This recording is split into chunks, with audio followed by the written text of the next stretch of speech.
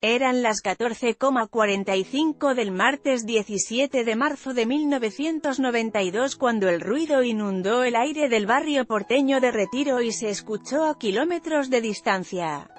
De inmediato, una densa nube de polvo invadió el ambiente, el sonido de las sirenas de las ambulancias copó el centro porteño y hubo mucho desconcierto.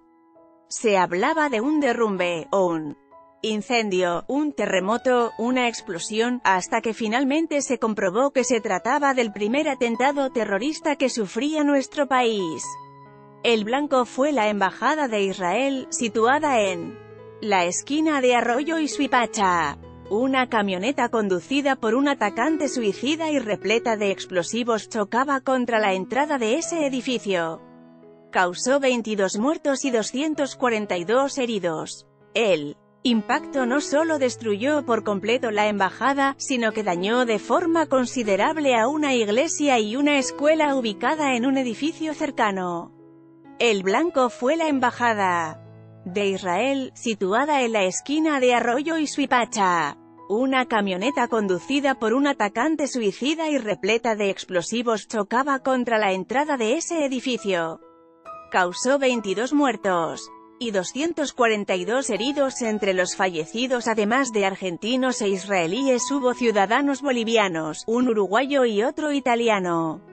También unas ancianas alojadas en un geriátrico ubicado enfrente de la sede diplomática, ocasionales peatones y hasta un sacerdote.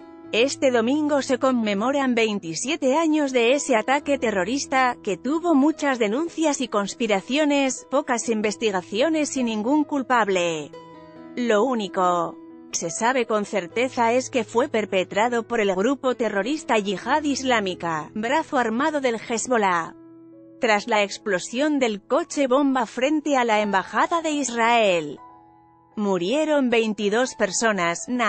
Por ese hecho, la Corte Suprema pidió recién en octubre de 2005 la captura internacional del agente de Hezbollah, Hussein Mohammad Ibrahim Suleiman, que hasta el momento sigue vigente y nunca se concretó. Está acusado de haber ingresado al país, a principios de 1992, los explosivos que fueron utilizados en el coche bomba que detonó frente a la sede diplomática israelí. La investigación, que quedó a cargo del máximo tribunal por tratarse de una representación extranjera, también determinó que el atentado fue en represalia por el asesinato del secretario de la organización, Abbas Musawi, un mes antes. A partir de esa conclusión, la Corte había procesado y pedido la captura internacional de Imad Mujahideen, responsable de la Yihad Islámica y del aparato de seguridad central y exterior de Hezbollah al momento de cometerse el atentado, pero luego constató que había muerto en un atentado en Damasco, en febrero de 2008. La investigación, que quedó a cargo del máximo tribunal por tratarse de una representación extranjera, también determinó que el atentado fue en represalia por el asesinato del secretario de la organización, Abbas Musawi. Un mes antes, la búsqueda de la verdad tuvo varios altibajos y pasó por muchos intentos de cajonear la causa o adjudicar la explosión a un autoatentado, o a la presencia de un nunca probado arsenal, supuestamente escondido en el sótano de la embajada. El atentado terrorista ocurrió el 17 de marzo de 1992. Inicialmente, el caso estuvo a cargo del presidente del máximo tribunal durante el gobierno de Carlos Menem, Ricardo Levene, quien recién 5 años más tarde delegó la causa en el secretario penal de la Corte, Esteban Canevari. Este decidió dar un paso elemental: contar las víctimas. En 1999, Canevari estableció que los muertos fueron 22 y no 29. Como se había difundido en los primeros años, la investigación fue tan irregular, según señalaron en más de una ocasión los familiares de las víctimas, que tardaron 7 años en contar los fallecidos. También pasó por situaciones asombrosas, como la ocurrida en 2015 cuando el entonces presidente de la Corte, Horacio Lorenzetti, respondió con un error a una de las críticas de la entonces presidenta de la Nación, Cristina Kirchner, por el poco avance de la investigación. ¿Alguien le puede informar a esta presidenta cuál es el resultado de esta investigación que llevó adelante la Corte del atentado de la Embajada de Israel? ¿Quiénes son los condenados? ¿Cuáles son los procesados? ¿Qué fue lo que pasó? ¿Y me puede informar por qué el Estado de Israel no reclama por la embajada y sí por la AMIA? Se había preguntado CFK.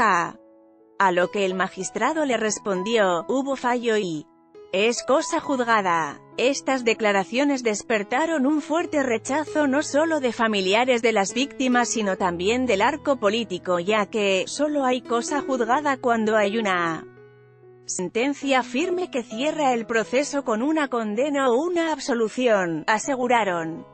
Y en la causa no pasaron ninguna de estas dos cosas. Familiares de las víctimas del atentado. En uno de los actos homenaje con el traslado de la Embajada de Israel al 10º piso de la Torre La Buenos Aires, en la Avenida de Mayo, hoy en esa esquina de Arroyo y Suipacha emerge una plaza de la memoria. Allí se preserva una parte del muro original del edificio y se exhiben las placas con los nombres de los fallecidos. Y como cada 17 de marzo, a las 15 horas, suena el sonido de la sirena de una ambulancia para recordar a las víctimas que dejó el terrorismo religioso en el país. Las piezas de comunicación de la Embajada de Israel también llegaron al subte. En diferentes lugares de la ciudad de Buenos Aires se colocaron carteles con la leyenda: y le contarás a tu hijo que al terrorismo lo vimos así de cerca. En cada cartel se puede observar una imagen en la que se percibe estar presente en una escena que muestra al edificio de la embajada destruido instantes después del estallido. En la foto se ve el humo saliente y se percibe ópticamente que el observador es parte de la escena, en sintonía con el lema de campaña, en el Congreso de la Nación y en la estación 9 de julio de la Línea D de subterráneos se instalaron piezas en acrílico diseñadas por FWK Argentina. Cada una de ellas contiene escombros, una menorá, una cruz, una mochila y un osito de peluche. Entre otros objetos de la vida cotidiana de los lugares donde el atentado dejó su huella, aludiendo, todos ellos, a la sede diplomática israelí, a la iglesia, al colegio y a los peatones que fueron alcanzados por la onda expansiva al momento del estallido.